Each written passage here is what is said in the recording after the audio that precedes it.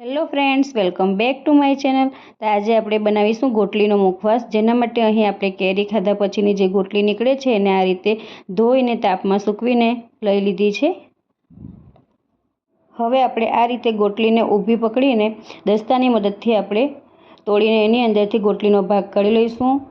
ગોટલીને આપણે ઊભી પકડીને આ રીતે જ કાઢવાની, જેથી એ આખી ગોટલી નીકળે અંદરથી। તો આ રીતે આપણે બધી ગોટલીને કાઢીને રેડી કરી લેવાની છે। આ રીતની એકદમ સરસ આસાનીથી ગોટલી નીકળી જાય છે, તમે જોઈ શકો છો। હવે આપણે બધી ગોટલીને ધોઈ લઈશું। તો આ રીતે 4 થી 5 પાણીએ એકદમ સરખી રીતે આપણે ગોટલીને ધોઈ લેવાની છે, જેથી જે ઉપરની છાલ ખરાબ હોય એ નીકળી જાય। આ રીતે આપણે પાણી ચોખ્ખું થાય ત્યાં સુધી પાણી બદલીને 4 થી 5 પાણીએ સરખી રીતે ગોટલીને વોશ કરી લઈશું, બધી ગોટલીને। તો અહીં મેં આ રીતે 5 પાણીએ સરખી રીતે એકદમ વોશ કરીને ગોટલીને રેડી કરી લીધી છે। પાણી ક્લીન થઈ ગયું છે। ગોટલીને હવે આપણે કુકરમાં બાફી લઈશું, જેના માટે આપણે કુકરમાં એડ કરી દઈશું। હવે આપણે એની અંદર અડધો ગ્લાસ જેટલું પાણી એડ કરીશું। અડધી ચમચી આપણે મીઠું એડ કરીશું। ત્યાર પછી કુકરનું ઢાંકણ બંધ કરીને આપણે 2 વિસલ કરી લઈશું મીડિયમ આંચ પર।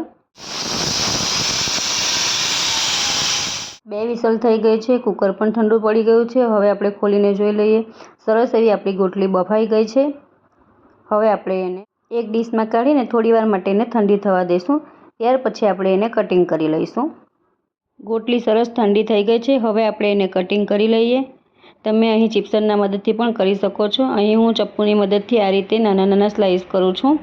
તમે લાંબી કાપવા માંગતો હોય તો એ પણ કરી શકો છો। મનગમતા પીસીસમાં કટિંગ કરી લેવાનું છે। અહીં આ રીતે મેં અહીં બધી ગોટલીને કટિંગ કરીને રેડી કરી લીધી છે।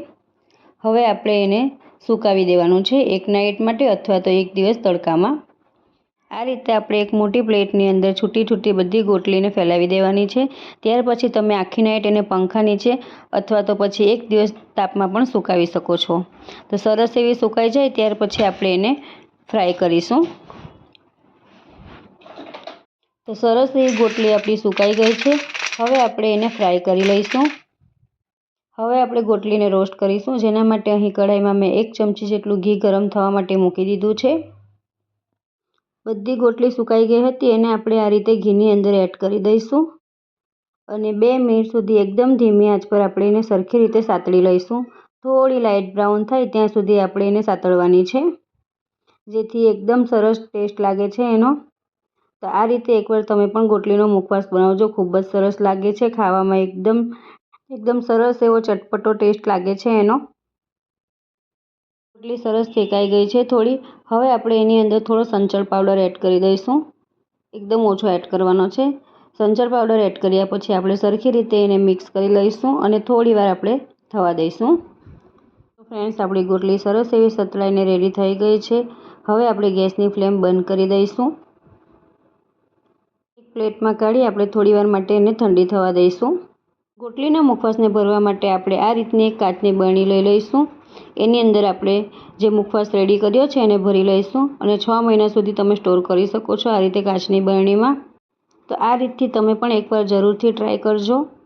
તો ફ્રેન્ડ્સ, તમે જોઈ શકો છો આપણો ગોટલીનો મુખવાસ બનીને તૈયાર થઈ ગયો છે। ફક્ત 3 જ ઇન્ગ્રીડિયન્ટ્સથી બનીને તૈયાર થતો ચટપટો મુખવાસ એવો। તો આજની આ ગોટલીના મુખવાસની તમને રેસીપી ગમી હોય તો પ્લીઝ વિડીયોને લાઇક કરજો, શેર કરજો અને મારી ચેનલને સબસ્ક્રાઈબ કરજો। ફરી મળીશું એક નવા વિડીયો સાથે। Bye, thank you for watching.